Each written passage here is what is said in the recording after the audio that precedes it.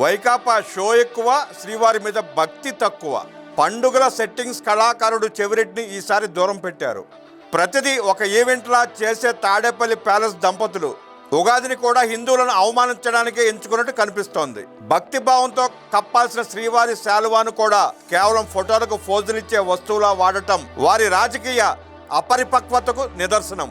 శ్రీవారి శంకు చక్రాలు ఉన్న శాలువా అత్యంత పవిత్రమైంది. దానిని కప్పేటప్పుడు ఉండాల్సిన వినయం కంటే కెమెరాలు ఎలా పడుతున్నాం అనే తాపత్రయమే అక్కడ నాయకుల్లో ఎక్కువగా కనిపించింది. అప్పిరెడ్డి అత్యుత్సాహంతో ఇద్దరికీ కలిపి శాలువా కప్పాలని చూస్తే భారతి గారు దానిని నిరాకరించడం చర్చనీయాంశమైంది. ఇది ఆ పవిత్ర చిహ్నాల పట్ల ఆమెకు ఉన్న చులకన భావమా అనే సందేహం ప్రజల్లో వ్యక్తమవుతోంది. దైవ ప్రసాదంగా భావించే శాలువా విషయంలో ఇటువంటి గందరగోళం వైకాపా నేతల సమన్వయ లోపాన్ని ఎత్తి చూపుతోంది. గత జగన్రెడ్డి ప్రభుత్వ హయాంలో తిరుమల పట్టు వస్త్రాల కొనుగోలులో నాణ్యత లోపించిందని, అసలైన పట్టు వస్త్రాలకు బదులుగా పాలిస్టర్ కలిసిన వస్త్రాలను అధిక ధరలకు కొనుగోలు చేశారనే ఆరోపణలు వెల్లువెత్తాయి.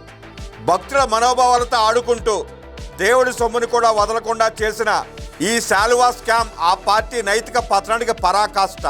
దేవుడి సేవలో కూడా అవినీతిని వెతుక్కునే వైకాపా నాయకులకు ఆ చిహ్నాల విశిష్టత కంటే తమ అధినేతలు ప్రసన్నం చేసుకోవడమే ముఖ్యం.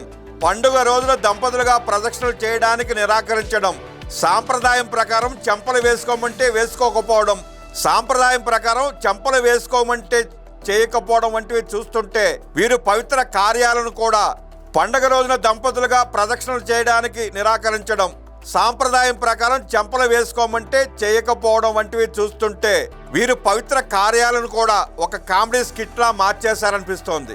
చివరకు ఈ వైఫల్యాలను డైవర్షన్ చేయడానికి నారా దేవాంశ్ చిన్నతనంలో చేసిన మట్టి శివైన బొమ్మను చూపిస్తూ క్షుద్ర పూజలు చేశారంటూ వైకాపా చేసిన ఫేక్ ప్రచారం వారి దిగజారుడు రాజకీయాలకు అద్దం పడుతోంది.